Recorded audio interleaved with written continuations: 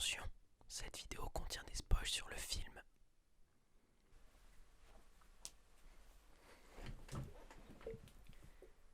J'ai vraiment l'impression d'être un plagiat de Clara Runaway, mais franchement ça va, je le vis plutôt bien.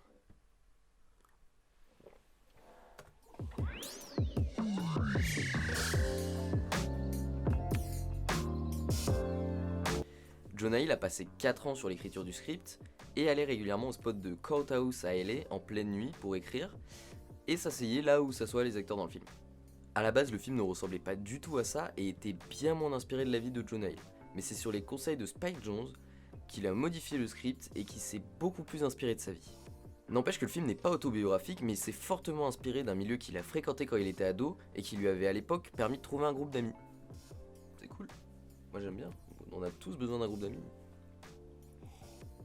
Et il y a des amis, c'est important. Le casting est avant tout composé de skateurs, parce que c'était beaucoup plus simple d'apprendre à des skateurs à jouer un rôle qu'à des acteurs à faire du skate. Parce que le skate, c'est un sport qui est extrêmement dur à apprendre et ça prend du temps. Et ils avaient pas le temps. Pour trouver ces acteurs, Jonah Hill s'est rendu dans des skateparks avec son directeur de casting et il a avoué avoir très vite trouvé qui il voulait tant les mecs sortaient du lot. Fuck Shit dans le film, qui est interprété par Olan Prenat, est très souvent défoncé dans le film. Et il a avoué qu'en fait un de ses meilleurs souvenirs de tournage, c'était de garder cet air défoncé hors du plateau pour rester dans son rôle.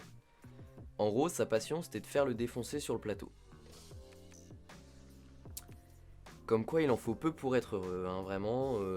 À la fin de la première projection du film au Festival International de Toronto, Sonny Sulji, qui joue Sunburn dans le film, a attrapé Jonah Hill par la jambe et lui a dit That's the best movie I've ever seen in my life! And he was crying. Et franchement c'est cool. Sur le plateau, pour que Sonny Sulji fasse ce que Jonah Hill lui demandait, Jonah Hill lui donnait du Nutella.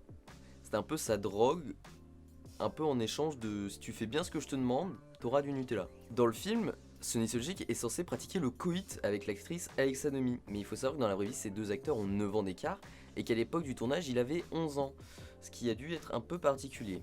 Pour donner un charme très particulier à son film, Jonah Hill a réadapté le script à chacun de ses acteurs pour qu'ils collent le mieux aux personnages qui sont dans la vraie vie, ce qui donne vraiment une touche particulière au film, et c'est kiffant à voir. Vraiment, moi j'adore ce film, mais j'adore ce film en fait. C'est vraiment un 5 sur 5, c'est un chef-d'œuvre. Pour moi, c'est un chef-d'œuvre. Si Jonah Hill a décidé d'appeler le film Mid-90s, c'était pour pas enfermer son film dans un univers qui aurait été celui du monde du skate, mais pour ouvrir son film à toutes les personnes qui sont nées dans les années 90, qui y ont vécu ou qui adorent tout simplement cette période. Dans le film, Fuck Shit porte un t-shirt de la marque Menace, qui était une team de skate des années 90, dont les t-shirts sont extrêmement durs à trouver, qui sont devenus extrêmement rares et valent extrêmement cher. Donc ils se sont bien débrouillés pour en trouver un, et franchement chapeau à eux. J'ai dit chapeau à eux. Mid-90s, c'est le premier film projeté en 4 tiers au Festival International de Toronto, qui a dû trouver du matériel spécial pour projeter le film parce que c'est compliqué de projeter du 4 tiers. Le film est tourné en super 16 mm au format 4 tiers avec des vieilles caméras des années 95 super fragiles qui coûtent en plus super cher, donc ils ont dû faire super attention sur le tournage et ça fait beaucoup de super choses. Et ça donne du coup un super film. J'adore le mot super, c'est super. Dans le film, la musique Liquid Sword sert de transition entre la deuxième et la troisième partie du film, musique qui dit That was the night everything changed. et qui annonce la fin du film en fait. Pour mettre ces acteurs dans l'ambiance des années 90, Jonah Hill leur a donné un MP3 avec des musiques des années 90, chose qu'avait déjà fait Martin Scorsese pour Jonah Hill sur le tournage du Loup de Wall Street.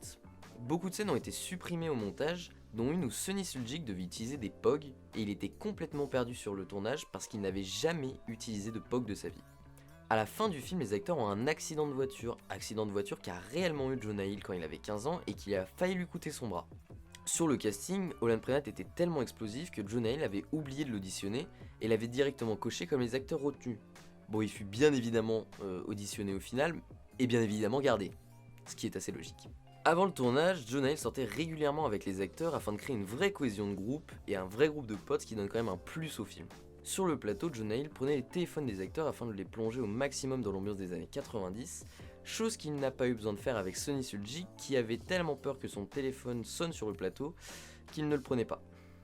C'était radical, efficace et pratique. Il y a eu plus de 20 scripts différents en tout, sachant qu'il faut compter à peu près une page pour 1 minute de film, sachant que le film dure 1h25, ça donne à peu près 85-90 pages, Ce qui est beaucoup. Dans le film, tous les acteurs ont un surnom, chose qu'avait Jonah Hill quand il était ado, et le sien c'était Jonah the Juice, ce qui se traduit par Jonah le Juif, parce que c'était le seul juif de sa bande de potes. Pour prouver qu'il était légitime de faire un film sur le skate, Jonah Hill a lancé un kickflip sur le plateau et il l'a rentré, ce qui a assez étonné les acteurs pour le coup.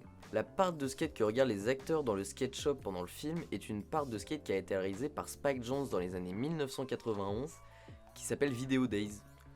Petit clin d'œil à Spike Jonze de la part de Jonah Hill.